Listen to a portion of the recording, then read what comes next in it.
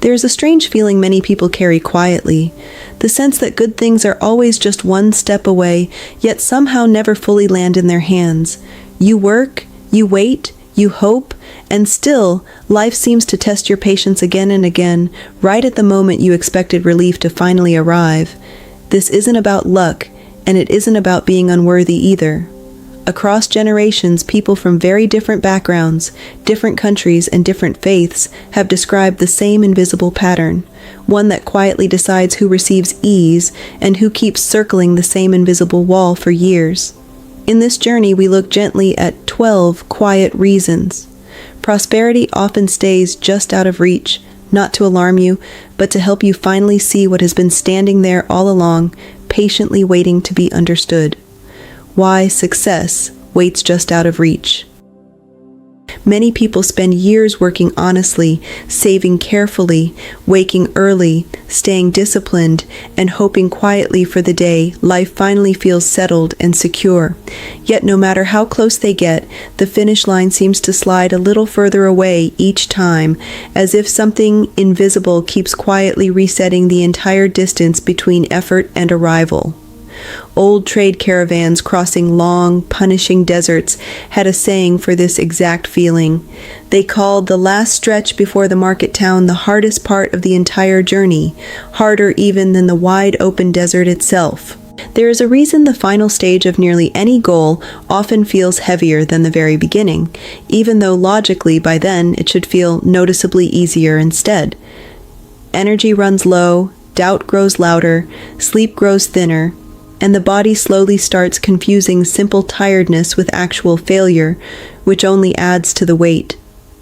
Traders of that era noticed something curious about this exact pattern. Caravans lost the most goods and the most nerve, not out in the open desert, but strangely within sight of the gates themselves. This same pattern shows up today in far quieter, far more ordinary ways than camels and deserts ever could. A business nearly signed, a job offer almost confirmed, a relationship sitting right on the edge of finally feeling safe and steady after so long. People often assume this kind of delay means something has gone badly wrong, when really it may simply mean the final gate has not swung open just yet. And gates, as it turns out, rarely open on any schedule a person can fully predict in advance. The hidden habit that resets your progress. Almost everyone carries a habit they never quite notice, one small daily action that quietly undoes days, sometimes even weeks, of patient, careful progress. Checking a bank balance 5 times in one single day, replaying a conversation for the 10th time, seeking reassurance, or refreshing a message again and again feels completely harmless in the moment it happens. Gardeners who dig up their own seeds daily just to check on the roots underneath almost never end up with a healthy, thriving plant, no matter how good the soil was. Every time attention returns anxiously to something still quietly forming, it sends a subtle signal of doubt straight back into the process itself, without a person ever meaning to send it at all. The mind cannot easily tell the difference between checking out of genuine excitement and checking out of quiet fear, even though the two feel almost identical in the body. And one of those two, people who study daily habits have long noticed, slows growth far more than most of us ever realize. This habit often hides comfortably behind good intentions, disguised neatly as simply staying on top of things or being sensibly responsible about the future, especially among people who quietly pride themselves on being careful and diligent. But there is a quiet, important difference between watching something grow at its own natural pace and constantly interrupting it just to make sure it's still growing at all, a difference the body feels long before the mind can name it, and that small, easily missed difference may explain more delay, more stalling, than most people ever suspect it could. A woman named Laura once told her neighbor she had finally stopped counting her savings every single night before sleeping, out of sheer tiredness more than wisdom. Within a few short weeks, she said, small opportunities began appearing that she had somehow been missing before entirely, quiet and steady, arriving one gentle surprise after another, almost as if they had been waiting. A quiet block formed long before adulthood. Long before anyone earns a single rupee or ever makes a real decision about money, a much quieter lesson is already being carefully absorbed in the background of ordinary family life. A child watching a parent flinch at every bill or quietly apologize for simply asking for help learns something about receiving that words could never have directly taught them. That one small, unspoken lesson often follows a person for decades afterward without ever once being named out loud by anyone around them. People who study early money memories have noticed a strange, oddly consistent pattern across very different families, cultures, and very different income levels entirely. Adults who struggle to simply accept good things, gifts, kind compliments, or unexpected ease often trace it quietly back to one ordinary childhood moment they barely even remember consciously anymore, sometimes nothing more than a single sentence overheard by accident. A moment that felt small and forgettable then, but somehow quietly wired something much larger underneath the surface for years to come. This is why some people can work incredibly hard for years and still feel strangely uncomfortable the very moment things finally start going well for them, sometimes even inventing small reasons to quietly doubt the good news. The discomfort isn't random, and it certainly isn't weakness either, though it often gets mistaken for both by the very person feeling it. It's an old familiar signal sent from a much younger version of themselves, still faithfully trying to protect against something that no longer even exists in their life.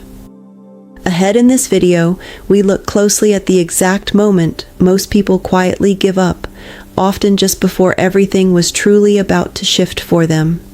The moment most people give up early.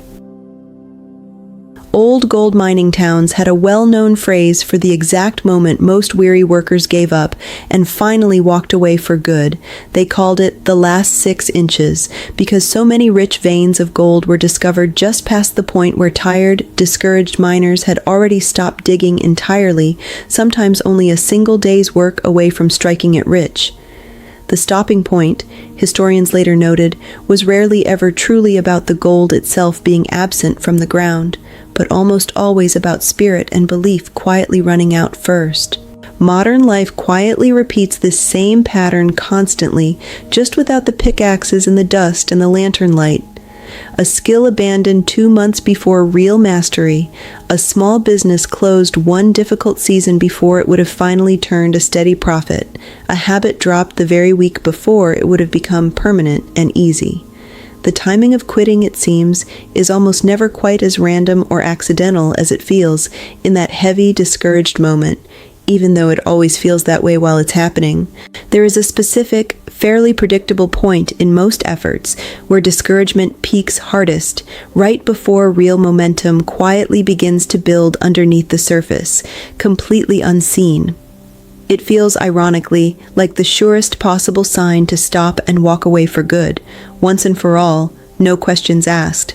Yet history, old coaches, and patient craftsmen alike quietly suggest it may actually be the clearest sign that something meaningful was finally, truly about to shift.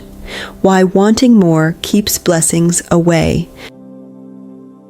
Bakers who knead their dough with anxious, forceful, hurried hands almost always end up with something dense and heavy in the end, no matter how excellent or expensive the ingredients originally were.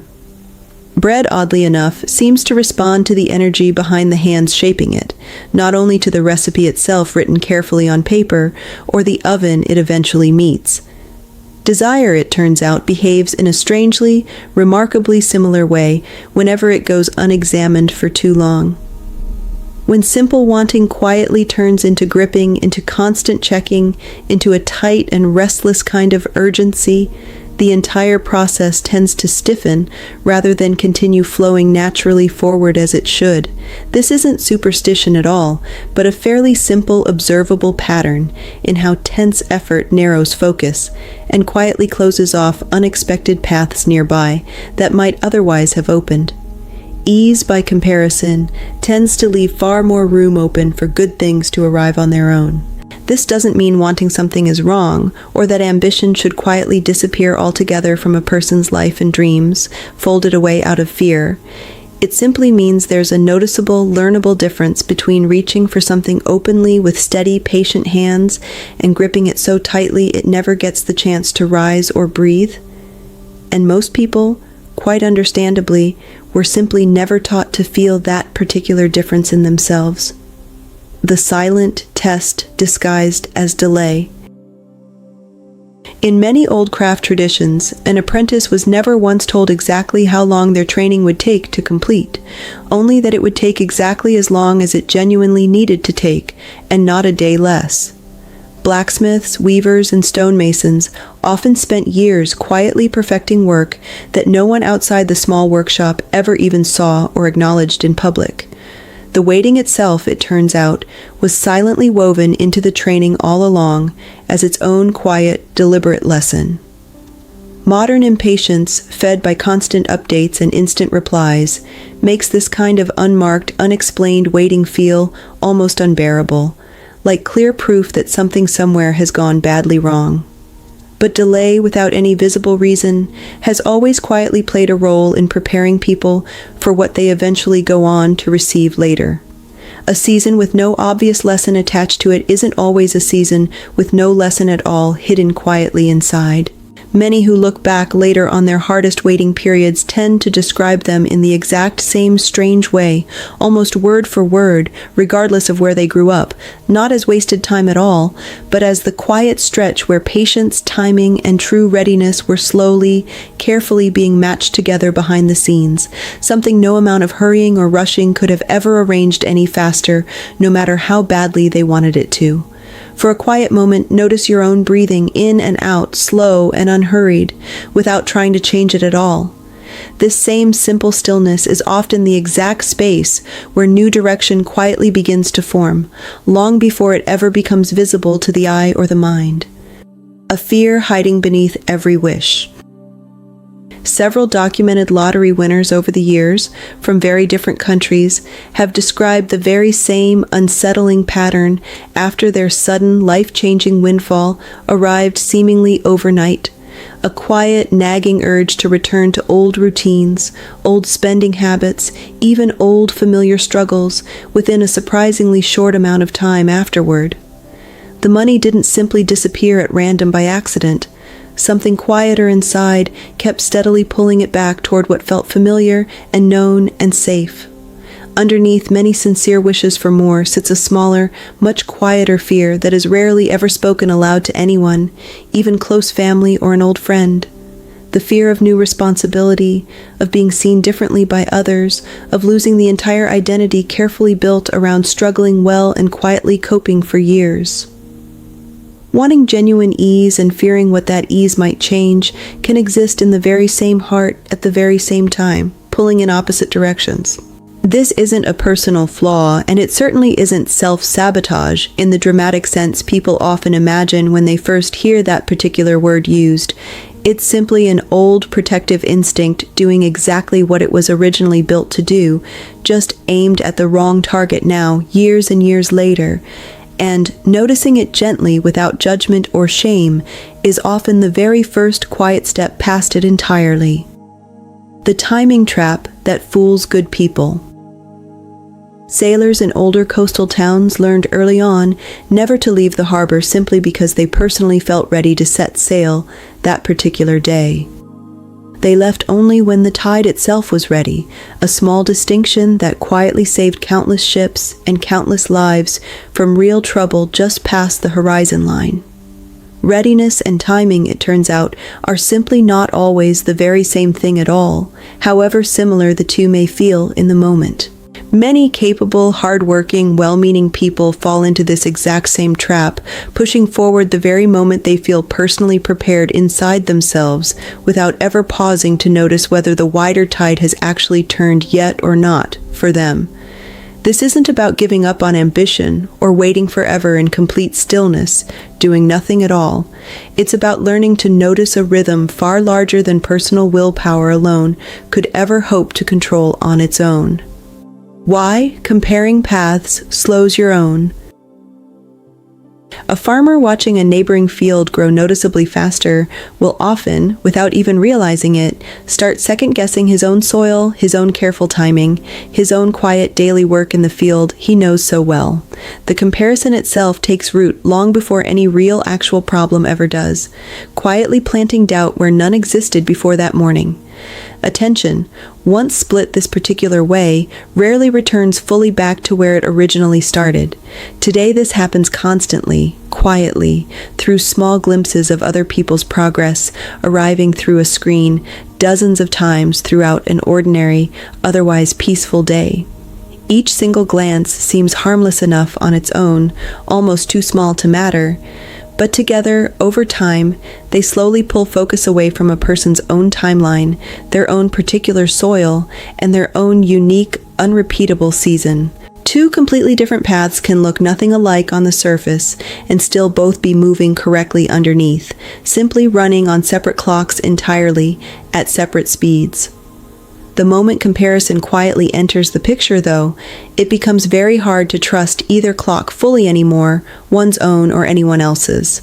And trust, more than raw effort alone, often quietly decides how smoothly any path eventually unfolds over time. The small belief that blocks big change. An old shopkeeper once priced his very finest goods, noticeably lower than everything else sitting on his shelf, without ever quite noticing he was doing it to himself. When gently asked why, he simply said certain things felt like too much to charge for, even though customers would have gladly, happily paid more for them without a single complaint.